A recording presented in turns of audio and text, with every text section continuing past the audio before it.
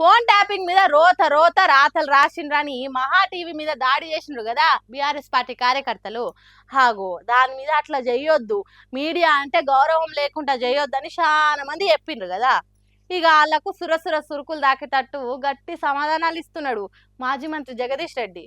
మరి ఎవరి మీద ఎట్లా ఫైర్ అయిండో, ఎట్లా కోపాన్ని ఎలగక్కిండో మనం కూడా తెలుసుకోవాలి కదా. నడుగురు మళ్ళా చూద్దాం. ఏముందని ఫోన్ ట్యాపింగ్, ఒక్కడొక్కడు రెచ్చిపోయి బల్బ్ ఎక్కువై ఇష్టం వచ్చిన పద్ధతిలో మేమ్స్ పెడుతూ ఎవడిచ్చిండు వాడికి సమాచారం, పెట్టిన వాడికి ఎక్కడ వినరు? కేసీఆర్ కేటీఆర్ సంబంధమా? ఏ ఒక్క ఆడపిల్ల వచ్చి నా ఫోన్ ట్యాప్ చేసిన చెప్పారా ఇప్పటి వరకు? ఏ బల్బ్తో పెడతాడు వాడు ఎవడైనా సరే? మరి అంతే కదా, జర్నలిజం పేరుతోని ఏది పడుతుంది ఎట్లా పడితే అట్లా రాసుకుంటా పోతే తెలంగాణలో నడుస్తుందా? ఎవరిని టీవీ కాడికి వచ్చి నా ఫోన్ ట్యాపింగ్ చేసిండని చెప్పింది? లేకుంటే ఎంక్వైరీ చేసే ఏ పోలీస్ ఆఫీసర్ చెప్పిండు నీకు? చెప్తే అందరికి చెప్పాలి కదా. మహా టీవీలో పనిచేసేటోళ్ళు ఒక్కలకే ఫోన్ ట్యాపింగ్ సమాచారం తెలిసినట్టు ఏంది గలీజ్ రాతలు గత్తర కూతలు అన్నట్టు మస్తు కోపానికి వచ్చిండు జగదీష్ రెడ్డి. అంతేకాదు, రాజకీయాలు అన్నప్పుడు 1.25 ఉంటాయి, ఆ విభేదాలను అడ్డం పెట్టుకొని మీరు చేసేది ఇదేనా అన్నట్టు మాట్లాడిండు. రాజకీయ పార్టీలుగా మేము ఆరోపణలు చేసుకోవచ్చు, అది మా మధ్యన ఉంటుంది. మీడియా హౌస్ పేరు మీద పర్మిషన్ తీసుకొని స్లాటర్ హౌస్ నడిపి మీకు ఎవడిచ్చిండి? ఇది మా వాళ్ళు నిరసన చేస్తే ఒక రాయి ఏదైనా నీ కారు పగిలిందే మద్దం. అందుకే కావచ్చు ఇంత కోపంగా మాట్లాడుతున్నాడు జగదీశ్వర్ రెడ్డి. అధికారి చెప్పిన రాస్తున్నారు. నిన్న వాళ్ళు కూడా మళ్ళీ రోతరాతలు మొదలుపెట్టినారు. నిన్న ఇవాళ ఏ పోలీస్ అధికారి చెప్పిండు మీకు? ఎవరి పేరు ఏందో చెప్పినట్టు? ఏం జర్నలిజం అనేది మన దీన్ని?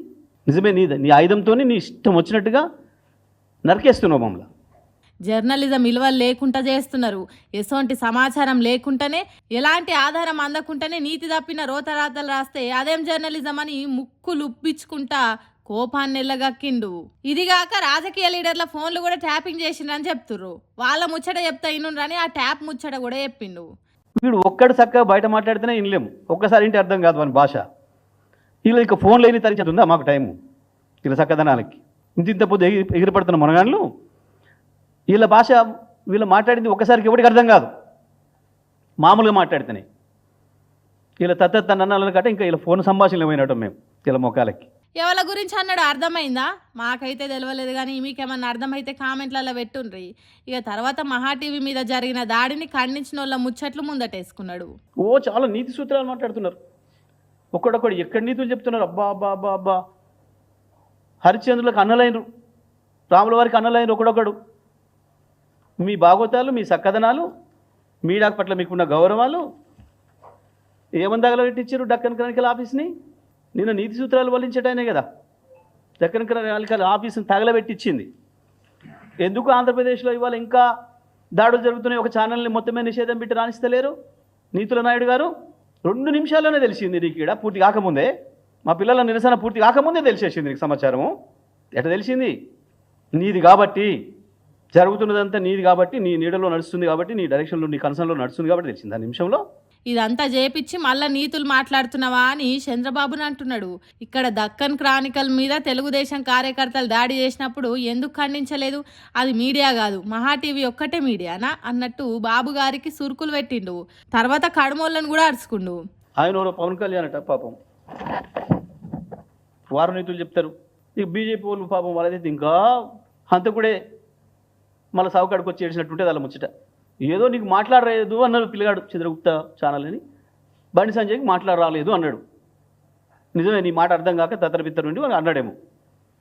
దాడి చేసి దాన్ని క్లోజ్ చేయించిందాక ఈ శాంతి బహుమతులు పొందిన వాళ్ళు మునగాండ్ల వీళ్ళంతా నోబెల్ శాంతి బహుమతులు పొందిన మునగాండ్ల వీళ్ళు మాట్లాడతారు మీడియాల గురించి.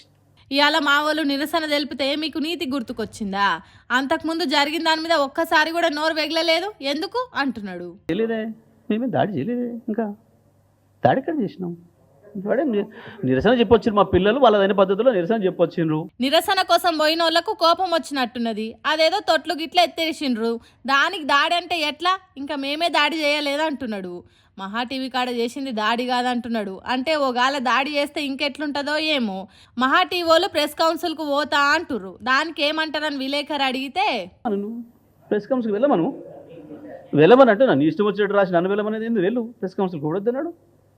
ప్రెస్ కౌన్సిల్కి వెళ్ళు, లేకపోతే ఇంకోటి కాడి కూడా పో, బిల్లాడ దగ్గర పో, ఎవరికైనా ఐఎస్ఐ తీవ్రవాదులు చెప్పుకోమని పోయి.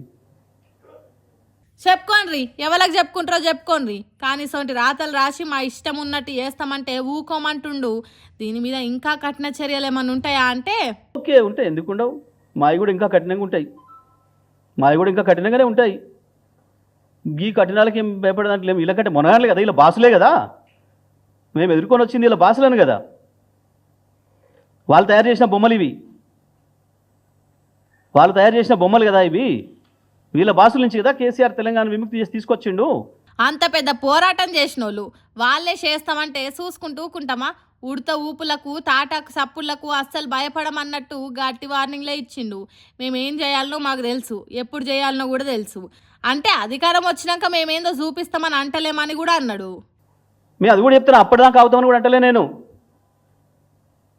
ఏందో మాకు అధికారం వచ్చినాక నేను చేస్తాను కూడా అంటలే నేను. మేము ఎన్నడూ ఆశలు వదులుకొని వచ్చిన వాళ్ళం. ఇన్నరా అట్లా చేస్తారట. ఉత్త ఊకొని ఏం చేసినా చూసుకుంటూ ఉండేటోళ్ళం కాదు. జర్నలిజం పేరుతోని ఏదైనా చేస్తామని తెలంగాణ లీడర్లను ఆంధ్రోలు చెప్పినట్టు అబాస్పాలు చేస్తామంటే ఊకం, అగ్గి మీద గుగ్గిలమైతామన్నట్టు చెప్పిండు.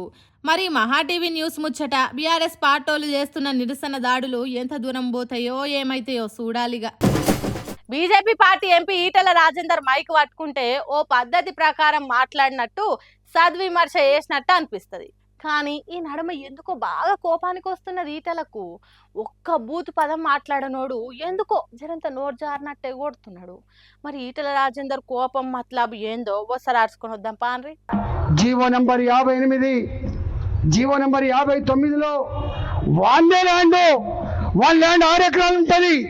కానీ 20 మంది పేరిట 30 మంది పేరిట చిన్న చిన్న బిట్లుగా చేసి వారికి రిజిస్ట్రేషన్ చేసావు కదా కొడుక. ఇవాళ 30 గజాలని 60 గజాలని ఇల్లు కొలగొట్టి వాళ్ళ బతుకులలో మట్టి కొడితే నీకు ఏమాత్రం న్యాయం అవుతుందా నా కొడుక? వాళ్ళ కన్నీళ్ళు వాళ్ళ ఉసురు తగలదారా నా కొడుక అని చెప్పి అడుగుతా ఉన్నాయి. చూడున్ రెట్లున్నదో ఈటల రాజేందర్ ఆవేశం. అంకుశం సినిమాల రాజశేఖర్ను ఆవేశం బూనినట్టు మస్తు ఫైర్ అవుతున్నాడు. పేదోళ్ళకి ఇండ్లు లేకుండా చేసినోడు కండ్ల ముందుకొస్తే కంటి సూపుతోనే చంపేస్తా అంత కోపం వచ్చింది ఈటల రాజేందర్కు. సరే, పేదోళ్ళ ఇండ్లు కూలగొట్టుడు తప్పే, కానీ అది ఇప్పుడు మొదలుపెట్టిన పనా? హైడ్రా పెట్టి కబ్జాలు చేసిండ్రని, చెరువులు ఆక్రమించుకున్నారని పెద్ద పెద్ద ఇండ్లు వదిలిపెట్టి పేదోళ్ళ ఇండ్లు కూలగొట్టుడు చాలా రోజుల నుంచి నడుస్తున్నది.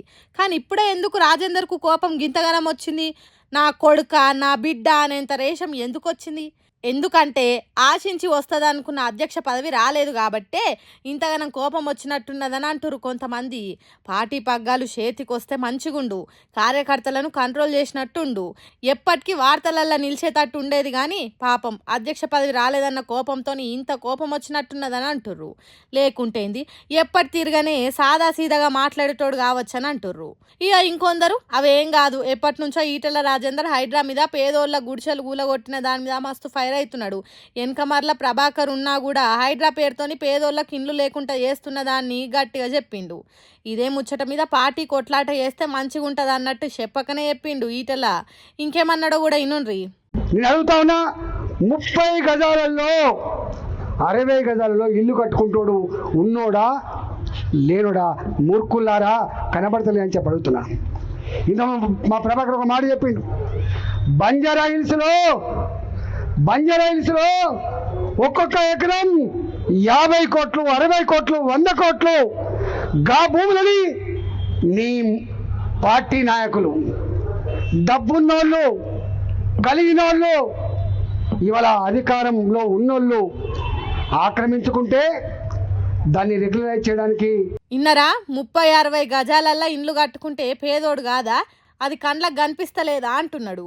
జూబ్లీ హిల్స్, బంజారా హిల్స్లల్లా బాగా బలిచినోళ్ళు, నీ పాటోళ్ళు, ఆ పాటోళ్ళు, ఈ పాటోళ్ళు ఏం చేస్తలేవు, పేదోళ్ళ మీదనేనా నీ ప్రతాపం అన్నట్టు గట్టిగానే మాట్లాడిండు ఈటల రాజేందరు. మరి చూడాలి, పార్టీ అధ్యక్ష పదవి రాకున్నా బీజేపీ పార్టీలో ఉండుకుంటా ఇంతే కోపంతో కొట్లాడతాడో లేకుంటే గమ్మునుంటాడో ముందే చూడాలిగా.